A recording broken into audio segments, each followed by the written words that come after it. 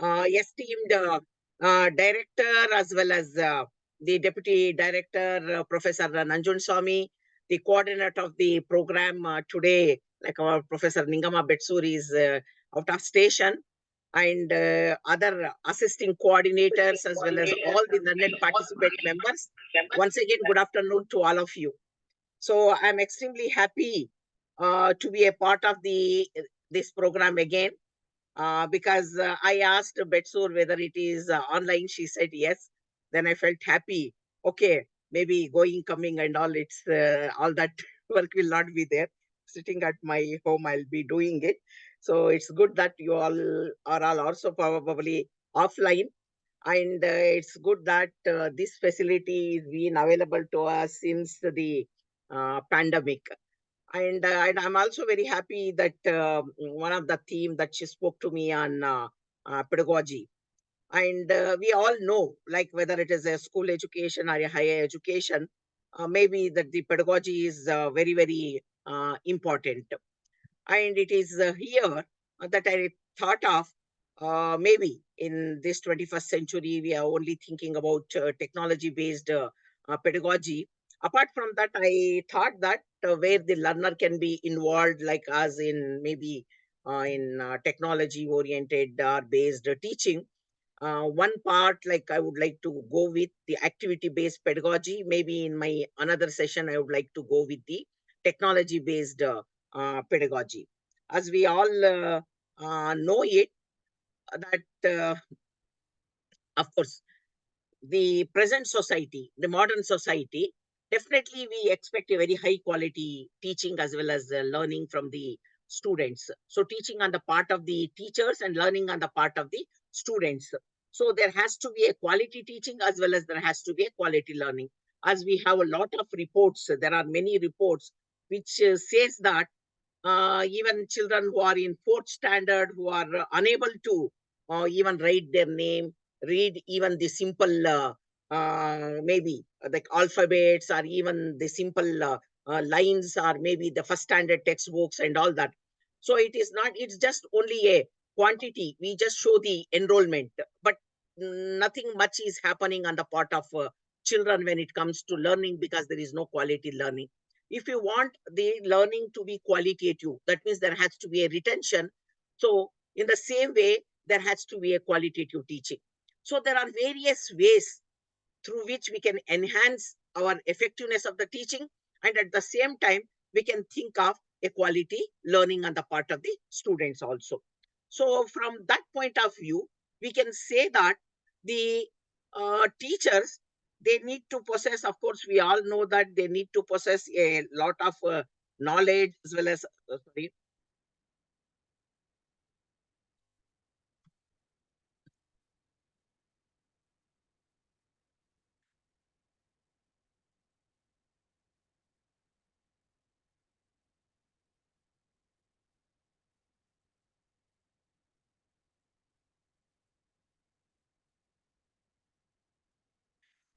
So the teachers, when we talk about teachers, if at all, if you want effective teachers, we expect the teachers to possess a lot of knowledge as apart from the skill. And nowadays, not only the knowledge and skills, there are also various personality traits. Maybe it is the emotional intelligence, teacher's personality. There are so many other things which enhances the effectiveness of the teachers, and the way that they act, and the way that the teaching behavior takes place. And all these things are very, very important, if at all, if you want to improve the standards of quality of education. Whether it is teaching or learning, it is, we all know as educators or maybe as teachers, that there are so many factors which are involved in this process of teaching and learning. And what these process of in this process of teaching and learning, there is an interaction which takes place. So there is a teacher's personality, there are multiple personalities, maybe the students possess all these things, maybe there is also an environment. So put together, the interaction of all that put together, we need to develop the knowledge, we need to develop the appropriate skills, and we need to give such type of experiences to the children, where the children, like what we call it, maybe in the future, like in the, especially in the 21st century, and those children should be capable of maybe becoming very, very socially effective, maybe effective to the family, or maybe to the society, as well as to the nation. And not only that, globally and internationally, they should become the effective citizens. So for that, the quality teaching is very, very important. But now, when we are talking about teaching, or what we call it as, it involves a lot of methods, acts, planning, assessment, right? And on the part of the teachers, the creation of the classroom environment, all these things. So the approach, the act of doing it, the planning of it, the methods and the strategies that we all use, maybe in order to impart knowledge, or maybe to develop skill among the student. So all these put together, we can call it as a pedagogy. So it is just an ancient Greek word, which is commonly understood as an approach to teaching, as well as it is a theory and practice of learning also. So many a times we say it is an act of teaching. So when we say act of teaching, teaching is not done in vacuum. Teaching is done in order to see that learning takes place. And learning, which not only it develops knowledge among the children or maybe the listeners, or also maybe it is also for developing skills, maybe for developing attitudes, maybe for developing the values. There are so many things.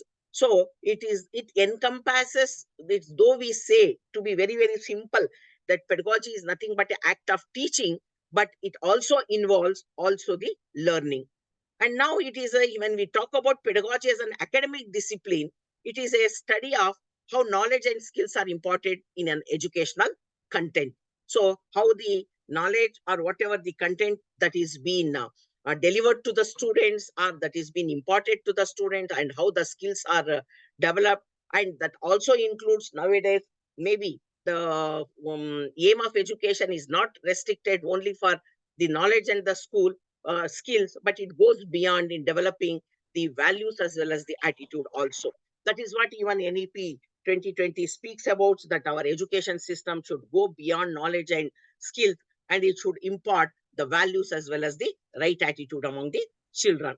So all these takes place in an educational context, where there is an interaction, where there is a both theory as well as practice of pedagogy, right?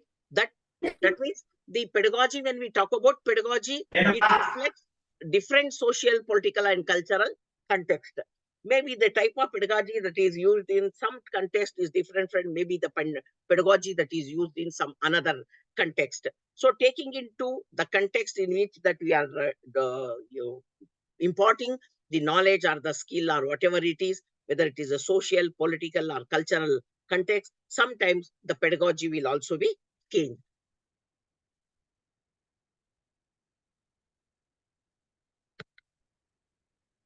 Just a minute.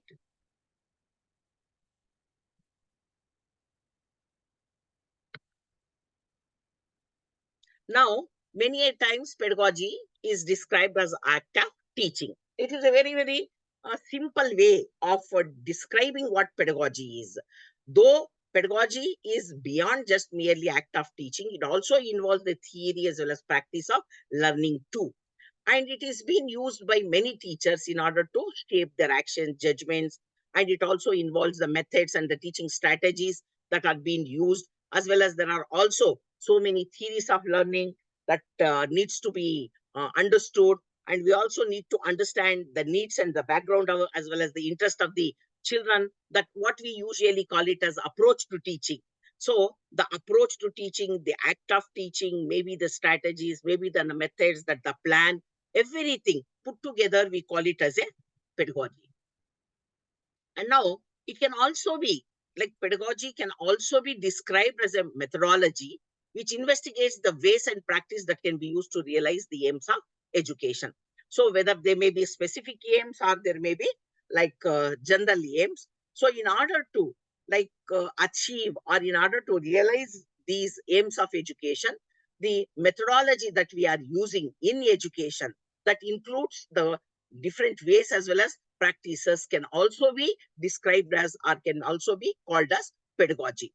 So again, already I have told you, so the whatever the main aim is transmission of knowledge and skill. And apart from that, we also need to develop the character traits. See, these character traits are nothing but your attitudes as well as values, or apart from that, maybe development of maybe the emotional intelligence, maybe the development of probably like whatever say the multiple traits which are required for an individual to be successful, intellectual as well as social abilities of an individual, apart from the psychomotor abilities of an individual. Psychomotor abilities which helps in the practical skills, and maybe the social skills are required for an individual to be socially effective in any situations, and to be successful in a society. And intellectual are abilities are required for an individual to have appropriate adequate skills as well as adequate knowledge in order to be successful, or maybe carrying out the job or carrying out whatever the career that an individual has chosen.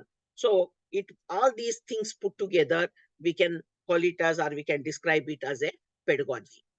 And now, whenever we are talking about the traditional methods or the pedagogy, mainly that includes the educator lecturing the students and the students memorizing or writing down what is being said by the teacher or a educator. Like in our traditional method, usually we talk about the chalk and talk as well as our the bookish method. So where the teacher maybe either lectures or maybe gives a notes or maybe writes on a board, where like students passively listens to the teacher as well as make a note or whatever it is. So when it comes to the contemporary teaching methods, most of the time it involves the active participation of the learners. So no more, it's the focus is only on teacher, it is only a monologue method. So where teacher is active, students are passive. But nowadays we talk about the dialogue method. So it is not merely the teacher, but also the students should also be active. They should participate in their own learning, and learning should take place with understanding, right? The student should experiment, like what happening. There has to be a hands-on experience to the children. There has to be a self-study. There has to be a live experience. The student should know what he is learning, why he is learning, how he is learning. And the student should be active and they should become participants in their own learning. And that should be the contemporary, like whatever the teaching or the methods or maybe the pedagogy that we need to make use of. And now when we talk about this pedagogy, it involves like creating an environment and engaging with others. So here, when it comes to the academic disciplines or a classroom situation, we are talking about engaging with the teacher, engaging with the students, so that then they can learn certain things or particular things. So they can be anything that may vary from simple to complex situation.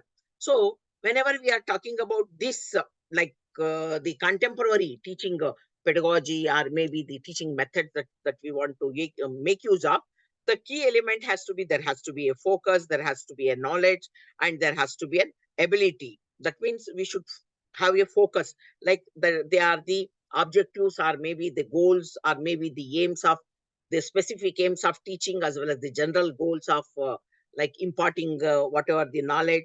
And apart from that, we need to develop the ability. I said it can be an intellectual ability, it can be social abilities, it can be the cultural abilities. Nowadays we are living in a multicultural situations, because the whole world has become a small village. Like we are talking about the global citizenship. So we need to be multiculturally, we need to be adaptive, we need to develop that skills. So all these requires, that is engaging the participants or people or students into their own learning.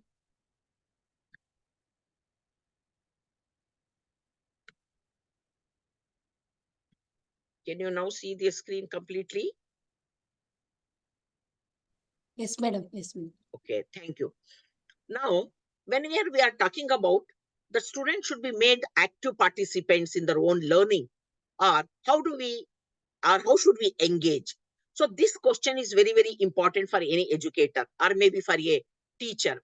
When we talk about from the point of students, when we talk to the student, many a times, many research studies have supported, or there are research evidences that the children or maybe the students, not only the small children, even at a higher level also, they like to work with the hands-on activities and they get to collaborate with their peers. They want to have knowledge. They want to build knowledge. They want to construct knowledge. They want to learn by having first-hand experience, many a times involving in the activities, many a times collaborating, maybe collaborating with the peers, or maybe people having the same type of interest and all that. So when we are, they don't like to all the time be listening to others, or maybe the teachers all the time doing the lectures, or maybe the repetitive type of task. They want to participate. They want to have first-hand experiences. So the students, whenever we have spoken from the point of view of students, whenever the students were asked like what type of engagement they would like to have in their learning, they have said that they would like to have a first-hand or maybe hands-on activities, so that they can collaborate, they can learn, and they would know it is learning by doing, right? So this is what is being even evidenced through researchers. So we need to use a variety of pedagogies in case if you want to engage students, if you want to see that all students participate in their learning and all students get to know like why they are doing it. It's not just merely what they are doing. They should also know how to do it and why they are doing it. Then only the accurate or maybe the meaningful learning will take place. So for that, we need to involve the students. So how do we do it? So like all teachers as well as students use a variety of teaching as well as learning styles. You must have heard about it. So learning takes place in different ways, which includes maybe visual learning, learning by seeing, auditory learning, that is learning by hearing, and kinesthetic learning, that is learning by doing. So as teachers have different styles of teaching, even students, they have different styles of learning. Some children like to learn by visually seeing things.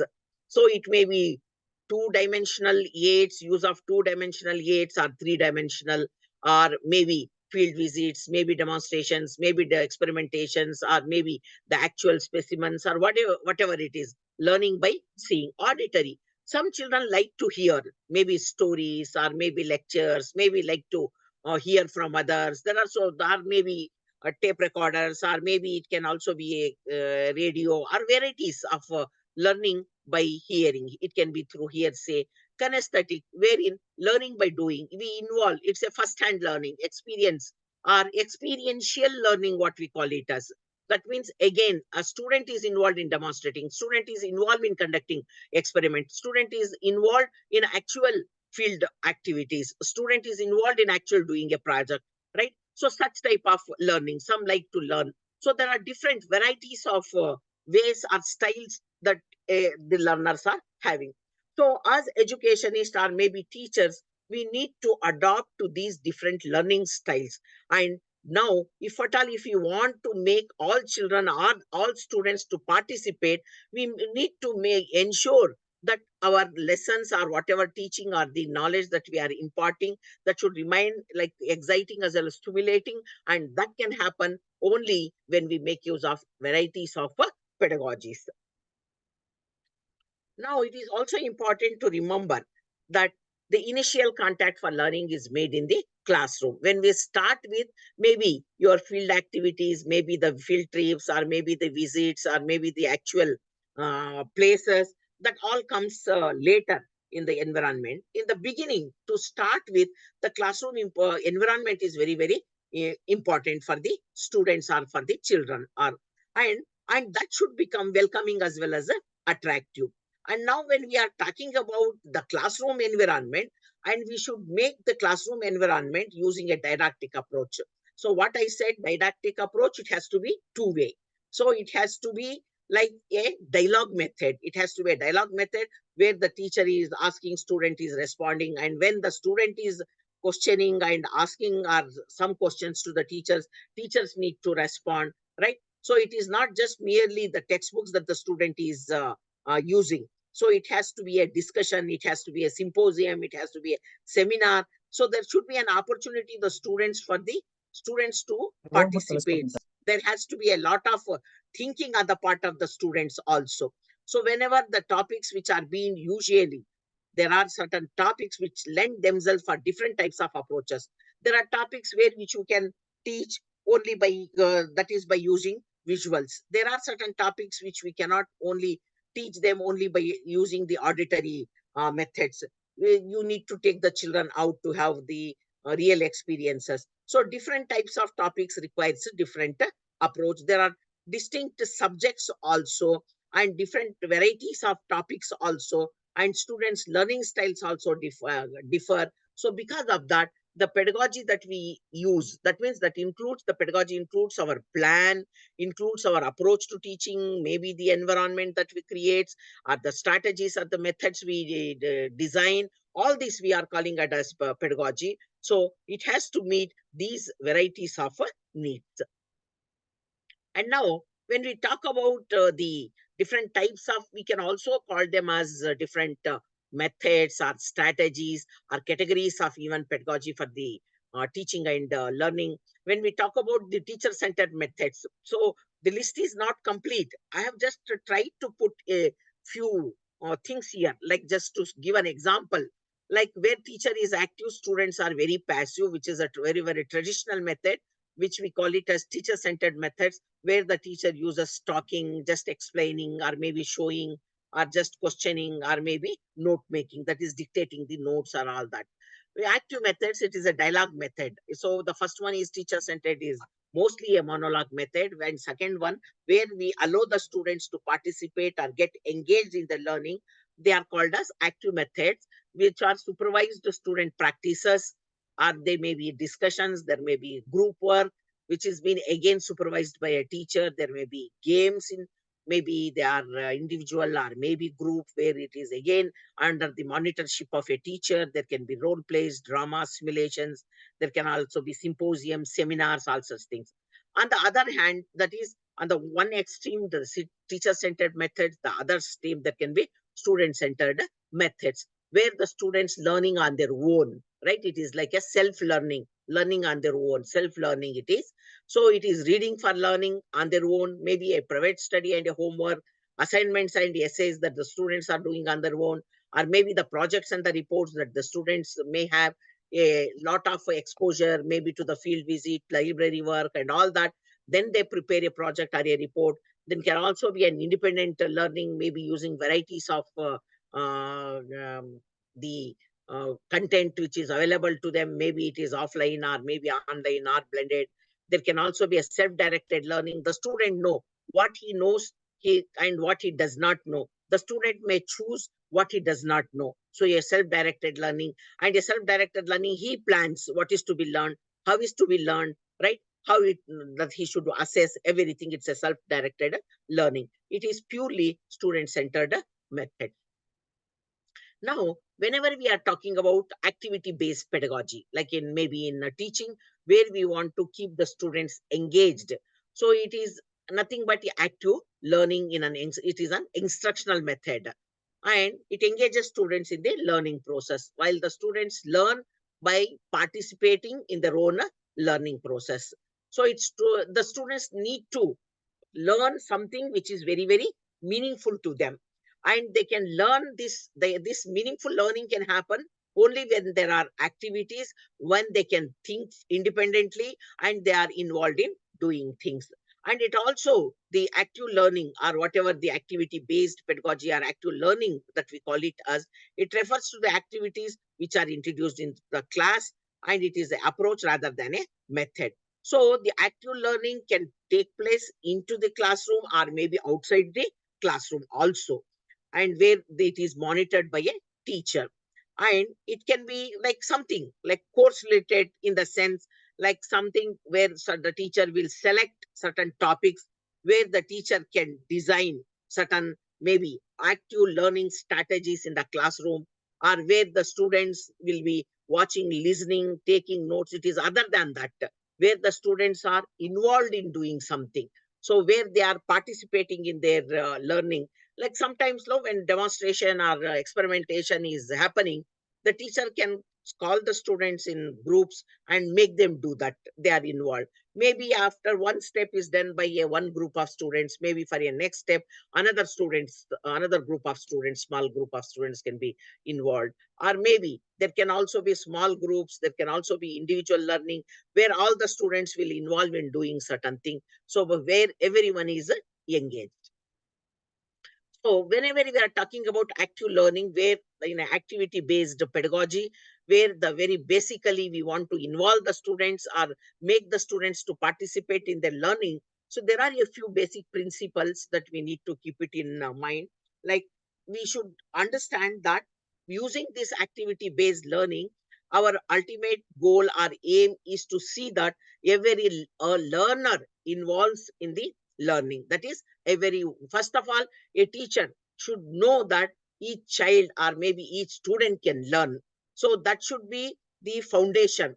Many a times, like if a teacher thinks that a few students can learn, a few students cannot learn, the very objective of using this activity based pedagogy is failed. So the teacher should first believe that everybody has a potential to learn. Maybe some students learn only by seeing, some can learn by hearing, some can learn only by doing. If a teacher uses only lecturing, where a student does not learn, if a teacher is blaming that learner that he is incapable of learning, so it is a failure on the part of a teacher rather than on a part of a learner, because the teacher has not met to the need of that particular learner, not used a appropriate pedagogy or maybe a method where the student could have learned. So the first basic principle is that if at all, if you want to involve all students, ensure that all students participate. First, the teacher should believe that everyone can learn. That means each one has a potentiality to learn. And active learning is hands off. Whenever we are talking about active learning, it is most of the time which gives first hand experience to the students, or at least the students learn by collaborating, right? The students work, participates at least in discussions, in symposiums, in collaborative learning. So there has to be a auditory and tactile primacy. So one should hear and one should see tactile and psychomotor, the involvement of maybe hands or maybe the involvement of movement of the body. So that is all very essential. There has to be a responsive environment. We talk about whether it is a sitting environment or maybe it is appropriate or maybe proper air or light or whatever it is, like situationally required. And as far as possible, like whenever we are having such type of like activity based pedagogy or maybe methodologies are used in classroom, it has to be a short sessions, maybe a 10-minute session, a 15-minute session, or maybe a 20-minute session, so that we can mix variety and constancy, right? And or we can also check the comparisons. Maybe there may be a session on, probably a teacher is having a discussion on certain topic, and after that a teacher may conduct a what we call it as an experiment, and where the students, like whatever is being discussed as a theory, actively by taking the students into consideration or participation, next they are conducting an experiment maybe for a next 15 minutes, maybe another 15 minutes they may go out for a field, maybe within the school premises if possible, right? So there can be a mix of varieties of things. And work up on weight bearing. Work up on weight bearing in the sense we are talking about maybe the strategies, or maybe talking about the methods that we have used, which has held the attention of the learner longer, and which has also held the retention of learning for a longer time. So that way we can assess like which strategy or methodology has made a more impact or more effective, having a lasting impact on the children or on the learner rather than other. So emotional development involves mastery learning by repetition.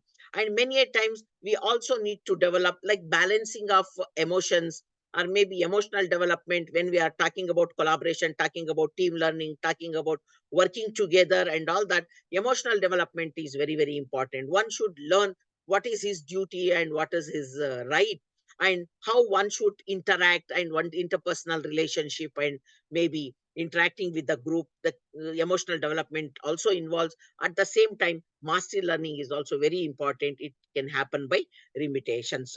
So and we should also see that in active learning, not that all children can learn at the same time. We should allow to fail. For example, when you are giving a practice to a group of children, right? like how to learn to put a ball into a, like if they are, there is a sports on like maybe basketball, and the children are throwing a ball into the basket. Like all children may not be successful in throwing the ball successfully into the basket, maybe in one attempt or two attempt or three attempts. Some children may repeat by repetition, may learn by four attempts, some may learn by 10 attempts, some by 15 attempts or even more. So what is important? Repetition is important. Allowing to fail should be another important basic principle so that mastery learning takes place. And now, when they are talking about active learning, what students do usually, they solve problems, they answer to the questions, they formulate questions of their own, they discuss, they explain, there will be a brainstorming, there will be a debate.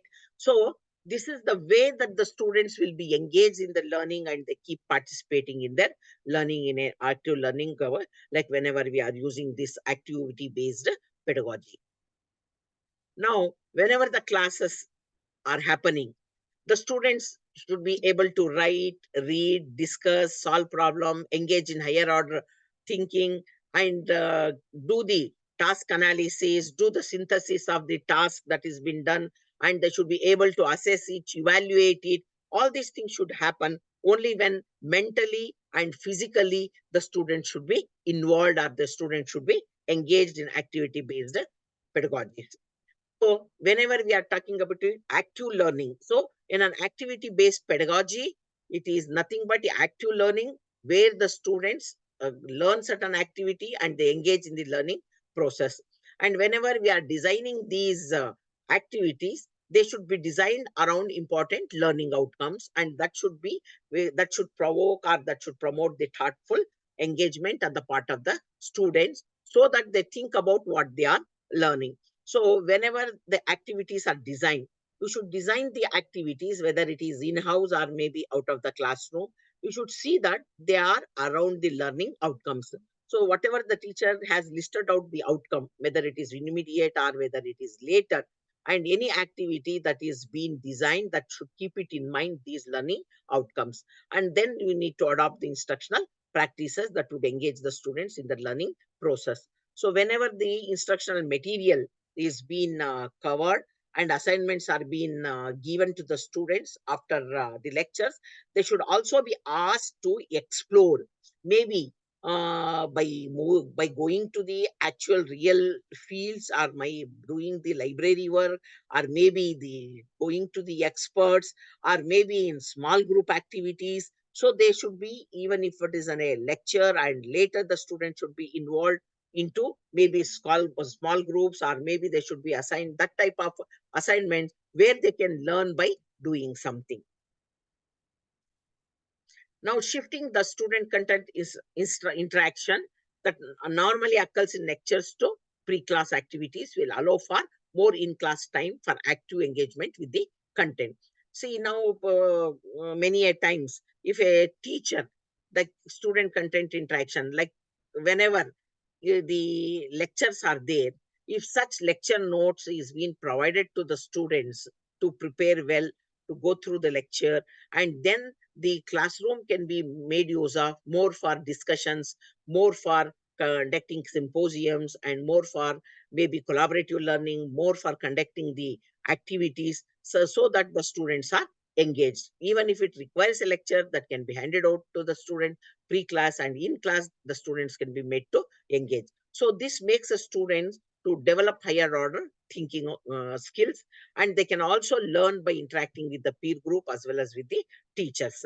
And this also helps the students in creating the knowledge, because they would have already gone through the material which the teachers has shared with them, and now the students can come prepared with the doubts or maybe the questions, and they can have the social interactions, and they can have interactions with the teacher, they can question the teachers, they can involve in activity, and all these things leads to higher order thinking as well as construction of their own knowledge ideas, and also engages the students in the process of learning through activities, discussions, as opposed to passive learning in a very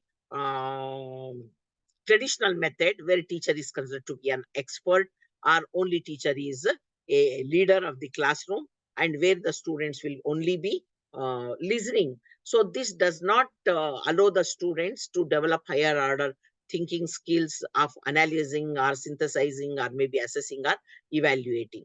So this can happen only when they are actively participating in their learning and when they are learning by doing. Now, there are various active learning strategies, maybe in activity based pedagogies that the teachers can make use of so that fruitful or meaningful learning happens, where the students can become creative thinkers, critical thinking, good communication, expressing ideas, maybe writing, giving, receiving, reflecting. See, all these things are now, it has been also been spoken in NEP 2020 also. We need to develop these higher order thinking skills and communication skills, and all these things are very essential. These can happen only when there are activity based pedagogies are being used. And now it is the same thing that I have said. Whenever we are talking about the activity based pedagogy, we need to take a lot of in class as well as out of class working hours need to be extended, where the student and students as well as teachers should work together. They can make use of many of the tools which are available to us, or they can be individual or they can be group activities. They can be done with the use of technology or without the use of technology also. So where the students can spend more time in maybe transmission of information, and teachers can also provide opportunity for the students to apply and demonstrate what they have learned. So such opportunities should be provided in activity based pedagogy. Now when we are talking about activity based pedagogy, there can be group based activities, right, and individual based activities. When we talk about the group based activities, so many a times when we talk about this type of activities, it involves more than one student. There can be two, or it can be more than two, or can be a small group of 5 to 7, or maybe 5 to 10, or it can also be a whole group, whole class as a group. So many a times there are certain very, very important and very complex project that can be, probably you can break into small projects, and that can also be given it to the students to work in groups.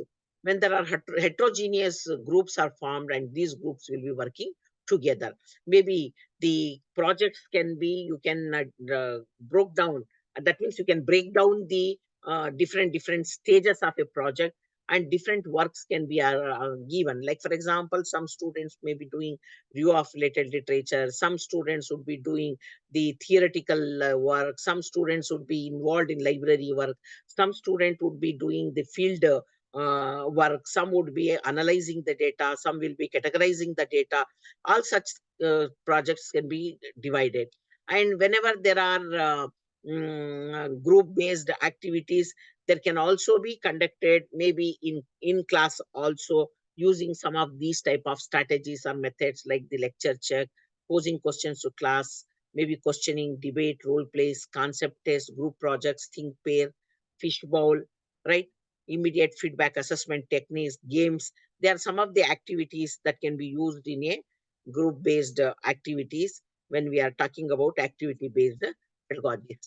There can also, on the other hand, individual based activities also, where there are certain objectives which you can achieve by making a student to work on their own, do on their own, or maybe whether it is a some portfolio, or it may be some project, or it may be some report, right?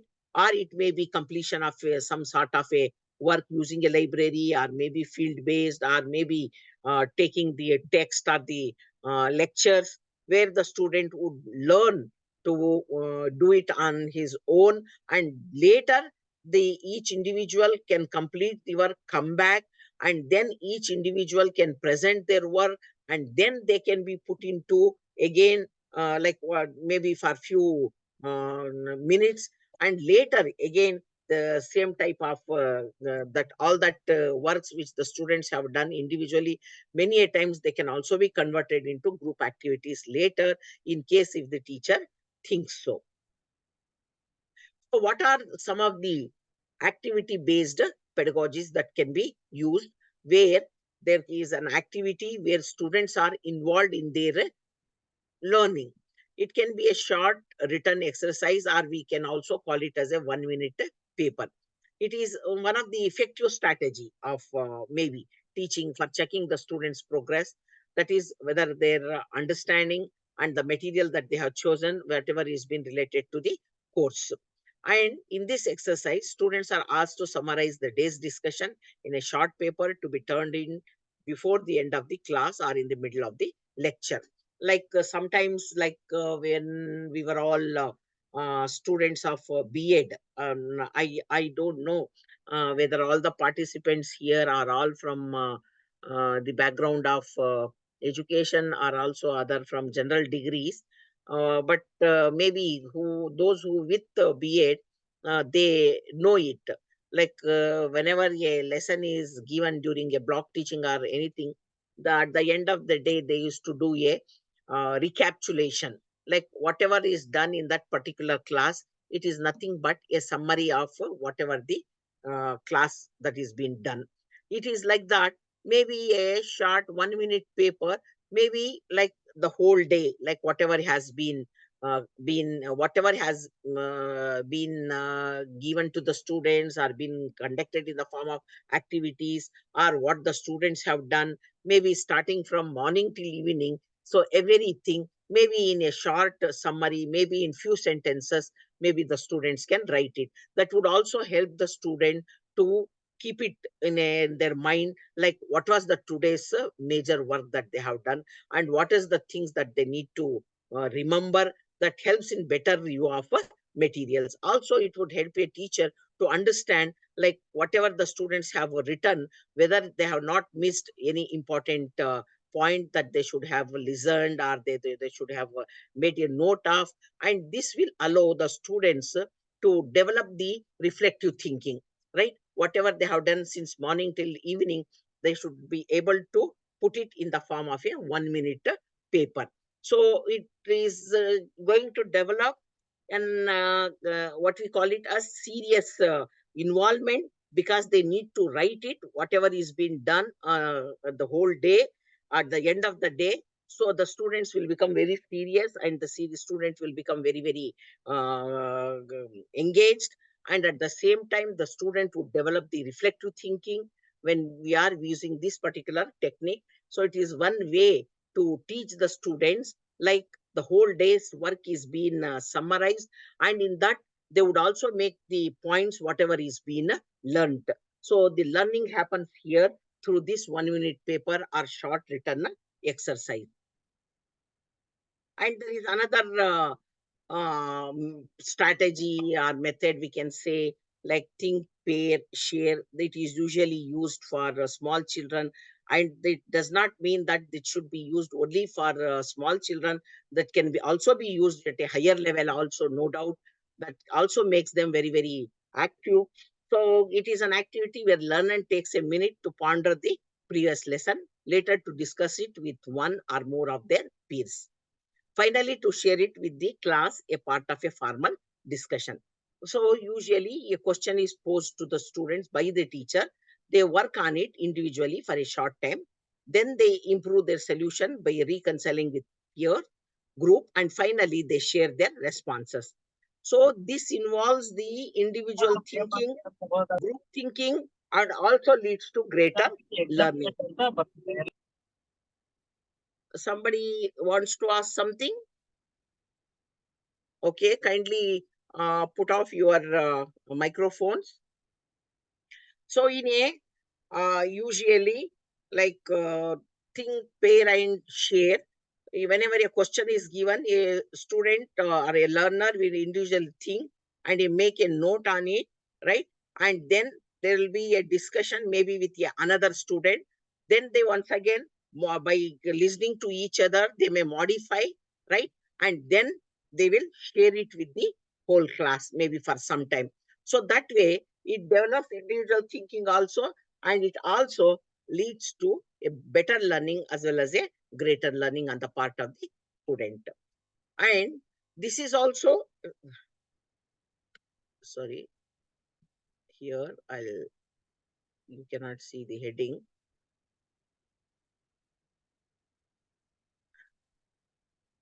Can you Three-step interview. Three-step interview antide madam. Yeah, you can see. Yes, madam. Yes, madam. It is visible, madam. Even this can also be conducted in a very small group. Small group, they can also be usually what we do in a three-step interview. There can be 3 students, there can be 5 students, there can be 7 students. But the process of interviewing would become longer depending on the number of students. First, the students work in pairs. The first person will interview or question the another person, and the second person will repeat the same thing. And in the next step, 2 such pairs will repeat the above procedure. One from the first pair will explain their conclusion to the second pair, and one of the individual from the second pair will explain their summary to the first pair. So the one person will be interviewing the another person, then second person will interview the first person. That will happen. Then when both of them, like when they finish their work, they go to the another pair. The first person will go to one group and the second person will go to another group. So their first and second person will go to another group. So that way they keep interacting with each other. They explain what was being discussed, like between them, like maybe a few questions were given, and to those questions what were the answers that they have come out with. So that way, even when maybe there may be 4 questions, there may be 5 questions. Maybe when a question is asked, the first person may give 5 responses. When it is been asked to a second person, the second person may give similar or maybe different answers. Maybe in another pair, the other 2 people may have different answers. So that way, finally, they share with each other almost all the responses that is been given. So it first in pair, and then with interpair, and third with all the groups together. So that is why it is called as 3-step interview. This can be used for teaching a concept or teaching a procedure or maybe teaching a formula, if not formula, teaching a rule, something like that. It is called as a 3-step interview, where the students like physically involved in making the groups and in discussing, in interviewing, and they're changing the pairs and then interacting with the whole group. So these things will happen. It is also an activity-based pedagogy. Now, there is another method, like you know it in schools. This is the method which is being used very, very effectively for the children. They are concept maps, right? You must be seeing with your children or maybe other kith and kins, like there is a tree. So the major, like here we are talking about, it provides oxygen, it gives shade, it gives paper to us. And again, and the oxygen is required for most living organism. Paper is used for making notepads and for making the books, right? And again, that way you can keep going this concept map. So the concept map, that is when you are taking the tree, or maybe the uses of it, or maybe different parts of it. And now here you are talking about the use, and here you can also say, apart from this, it also provides flowers, it also provides fruits, right? So that way you can keep expanding it, keep expanding, and you keep most living organisms use it. And if there is no oxygen, what happens? If there are no books or notepads, what happens? You can keep increasing. So this is called as a concept map, and this is also, it's in the form of a diagram. The student will also be involved in doing it. This can be given in small groups. The teacher can put it on a board and ask. There can also be a brainstorming session combined with this, and keep asking the students. When you say oxygen, some may say it is required for living organisms. Some may say something when you say shade. Each student may have a different response to that. When you say paper, some different types of responses you may get. So you can develop it on a board or ask the students to prepare a tree like this, the branches in the form of a branch, the users, or maybe pros, cons, or whatever it is. So this is also a activity based strategy that we can use in a activity based pedagogy.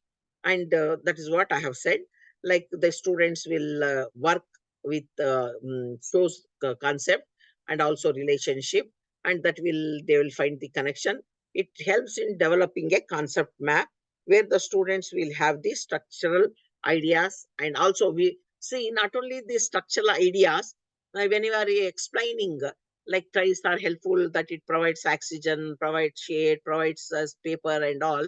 So it is a structural idea, but it will be very, very abstract. But if you are putting it in the form of a diagram, then it helps in visual grasping of the material. So the concept maps, which helps in developing in the form of a diagram, also helps like visual grasping. And usually that also develops a higher order thinking.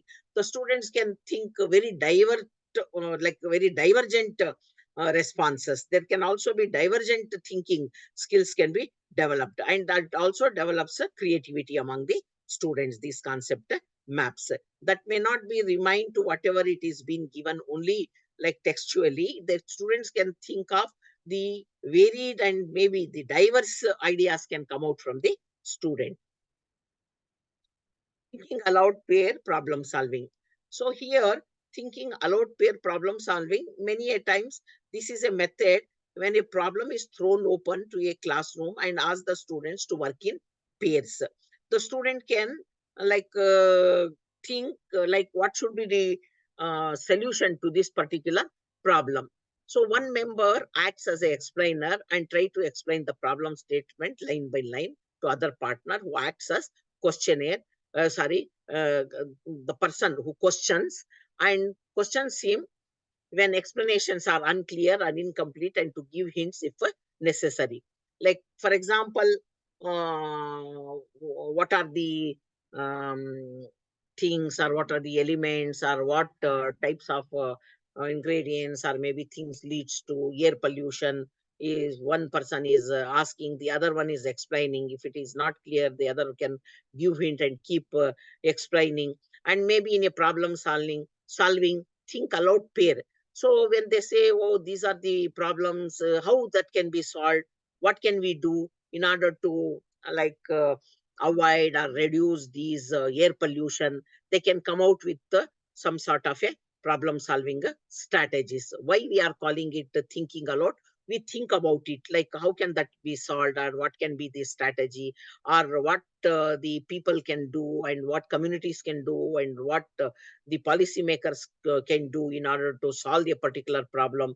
So it will be the problem solving strategies, or maybe the problem solving ideas are thought in a group or maybe in a pair, and then they come out with a problem. So that helps, like if you think of one particular problem solution, the other person speaks about other, and that will give you a hint to give another type of problem solving ability, problem solving idea. So that is called as thinking aloud pair problem solving.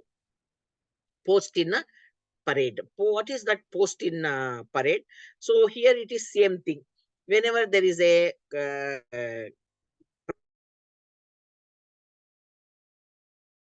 post in parade, maybe for 10 to 15 minutes in a classroom.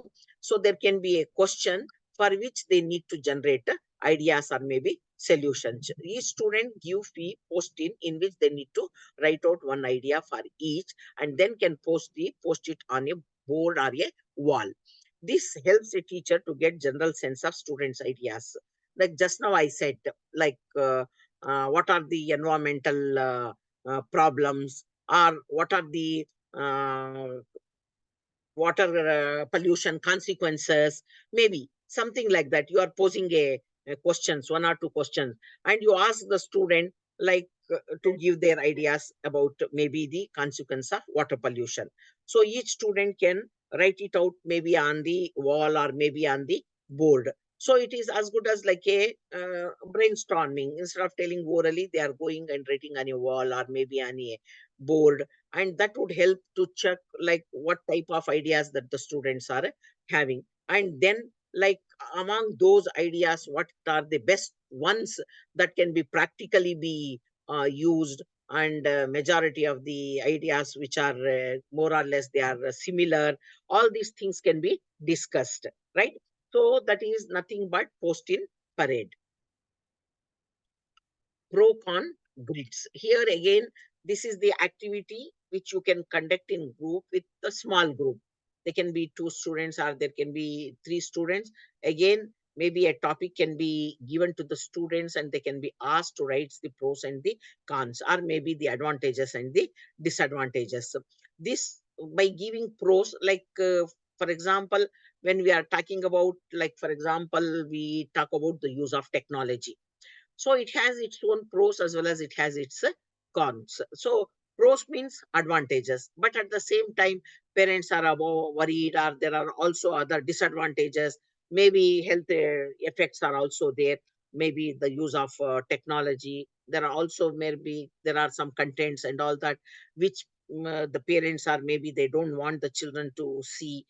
But at the same time, you cannot make a child to, you cannot keep the child away from that, because there are several other advantages. So you can ask the students, maybe in a small groups, maybe up to 3 or even 4, 5. It doesn't matter. That maybe 2 to 3 would be a good small group. So to write the advantages and the disadvantages. So this will help the student in developing their analytical and evaluative skills.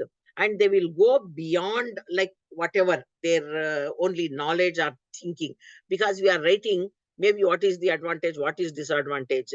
It is not just the advantage, disadvantage listed out in the book, or maybe something. You may think about a new advantage, you may think about a new disadvantage that we had not thought about. So during discussions, you may come out with the other side of like the problem or the issue is, and you may have lot of pros or lot of cons that you have listed, maybe in the form of a list that you have generated in small groups, and later that all can be again discussed. So that is called as pro con grid.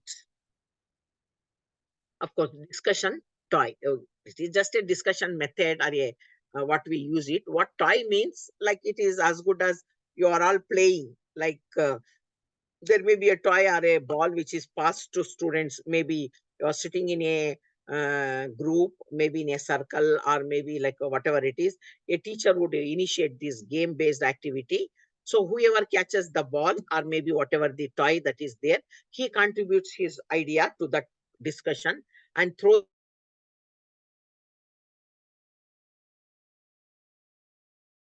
some concept which is being given to the students. And when that particular concept is given, the teacher would initiate first, and maybe throw a ball or maybe a toy to some other student. Maybe not, that is not exactly in order.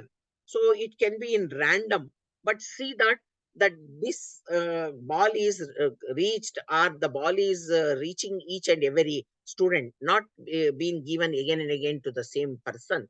See that every student gets an opportunity. When the ball or the toy which is being used goes to that individual, he would add up his idea.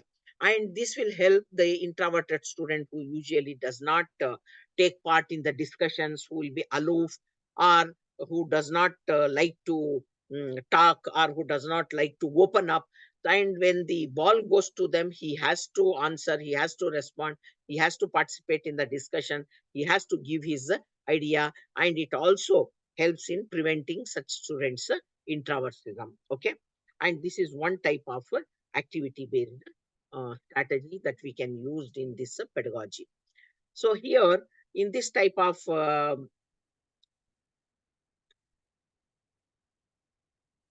opinion lineup, here this opinion lineup is also an activity.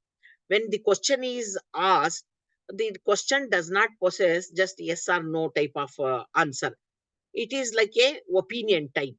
Like for example, if a teacher asks that the use of plastic should be totally banned in almost all the shops, or maybe it should not, or plastic should not be produced at all. So it may have different opinions. You may say yes, it may say depends. Sometimes you may say probably yes, probably no, or sometimes no. Because probably you may think of a situation where you have gone empty handed, you are not carried any bag, or you don't have or having anything. If there is something, there is an emergency that you need to buy or take. If you don't have plastic at all, even an emergency given, then you cannot carry it. Sometimes you may say, no, probably no, you cannot ban the production of plastic itself, or maybe plastic bags, or you may say no, or you may say it depends. So this type of opinions where the students give the diverging opinion for any type of statements, that would allow the students, encourage the students to think and clarify their reasons for holding that position. If he says yes, then he should say why he says yes. If he says no, why no? It depends, or probably yes. Why probably yes? Why probably no? So further the discussions can go on. When somebody is holding a opinion, why is that he is holding such a opinion? So that what happens, it encourages the students to talk about at length why his opinion is like that. That leads to many more questions. So that develops the students creative side of thinking or having opinion, and what might have influenced his opinion to develop like that. So there can be a deeper understanding of students thinking and learning. Storytelling, this is a method usually that is used at lower levels, right? And this can also be it can also be used as a mental organizer, as human remember can remember stories, because when you are presenting the plain facts, you may forget. If you just develop it in the form of a story, sometime, like when you are teaching history, right? If you develop it in the form of a story, the student may remember the story very well rather than maybe remembering the mere facts. So the whole, maybe not only in history, any concept for that matter, maybe while teaching science, maybe the biology, or maybe certain other types of environmental, or maybe it is with regard to the, while teaching poetry, there are so many things.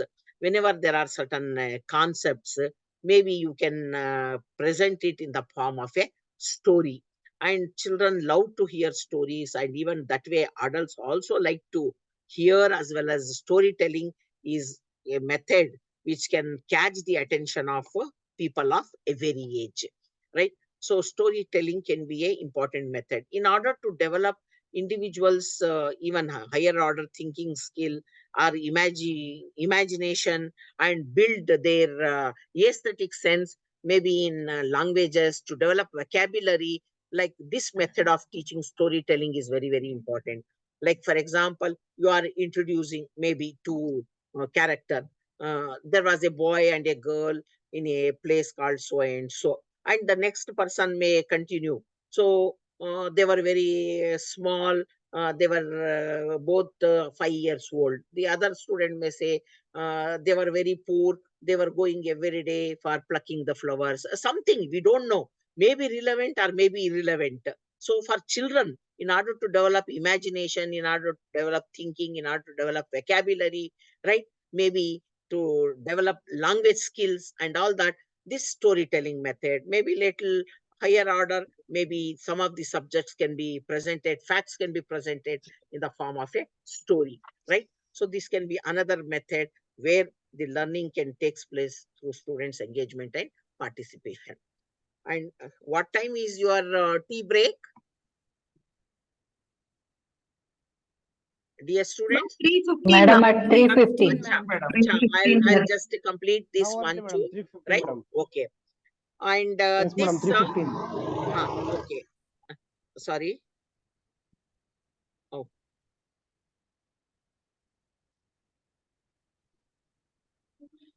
sticky note, maybe sticky note strings. This is another type of activity which can help in answering a question or a problem by giving 3 or 5 sticky notes. And the students are allowed to write their ideas on each sticky notes, and it can be sticked or posted onto a wall to corroborate or moving them around in order to categorize the ideas. Maybe some 4 or 5 sticky notes can be given, and a problem is raised or a question is raised, and each student is allowed to write their own idea on that, and later they can be stick to a wall or maybe to a board, and later, like whatever the ideas are there or whatever the answers which are written, that can be again used for discussion. And it is as good as when they are using it for discussion, it is like a brainstorming session, which develops the critical thinking. So here you are collecting the responses from the students for a question. So the students will write, each student will write an idea, then they would be stick to a wall or to a board, and that would be discussed. There will be a discussion session. Fishbowl method. Even here also, there can be a group of 4, 5, 6, or 4 students who can engage in a given task to them. And they can observe, they can take notes and assess their performance on the specific aspect that is being given. After the students in the fishbowl have completed their task, other students report on the observed facts or their learning from watching. That means it is not exactly like your what we call it as like in micro teaching, like one student is presenting, another 4, 5 students are observing, and then they are reporting. But here in a fishbowl discussion, a task is given to a group of students, and those group of students will be finishing a task. Maybe it is a activity or something like that, or maybe a small demonstration, or maybe it is a conducting of a small experiment or something like that. There may be other students who will be observing these facts, that is step by step, and later after the observation they give the report, and then that would be discussed in the classroom, and that is called as a fishbowl discussion. Cumulative brainstorming.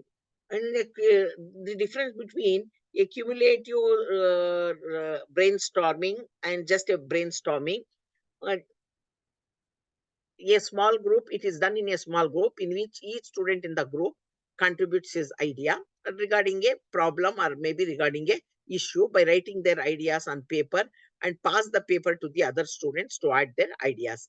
And this continues till all the students have commented on the sheets provided to them.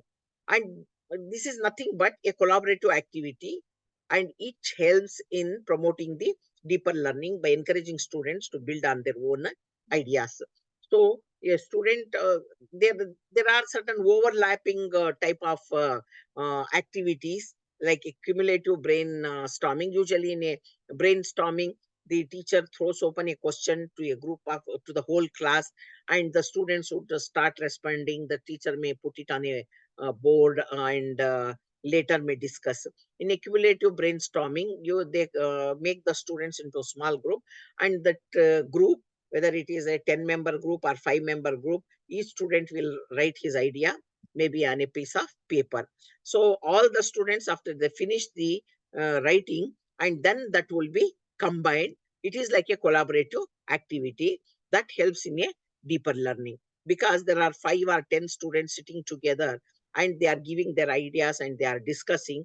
And if there are if there are 50 students, if there are 10 groups, and 5 students, there are 10 groups, and then combined together, then you can check like what are the collaborative or what are the ideas that have come up in each group. Okay, so that way that builds on the others ideas. What happens, like if I write one idea, another student will get an idea, will add to that, then again another student will add to that. By checking with that, what happens, the first 2 student may like to add another idea, because after reading 2 3 ideas in his group, maybe the third person would like to add another idea, maybe by going through the other 4 5 ideas. So that way you're brainstorming and you are encouraging the students to build on others ideas. That is why it is called as collaborative brainstorming. And stories of success and new innovation, this is a pre-class first activity. You can assign the work to the students to work at home or maybe pre-class. Maybe there are also so many great inventionists, scientists, or maybe great philosophers, or maybe great Nobel Prize winners, or great educationists, or social reformers. There are so many people. You can give such type of assignment to different students. Each student will work on the life biography, their success story, and their achievements and all that, and he will come to the class with that. Then the student will read about all these, their inventions, and maybe their achievements, how did they do it. Maybe he may present it in a small group, or he may present it to the whole class. And then that way, each student will have a story to tell to other students. That way, the students will develop the reading ability, speaking ability, communication stability, as well as research ability. In order to, like, for example, if somebody is asked to write about Sir C.V. Raman, somebody is asked to write about Mahatma Gandhi, he need to research first. He need to collect material from various sources. Then he should be able to combine it. Then he should come to the class, read that, and when somebody asks some questions about it, should be able to communicate and able to speak. So that way the students will develop these abilities of reading, speaking, communicating, researching, and they are nothing but also there'll be the motivational stories for the students, stories of success and new innovation. Of course, we all know what a role play is. Probably it is a tea time for you. I'll just stop it here. We'll take a 15 minutes break, right? We will be back at 3:45. Okay. Thank you so much. Okay, madam. Thank you. Thank you. Thank you. Thank you, madam. Thank you, madam. Thank you. Thank you, madam. Thank you, madam.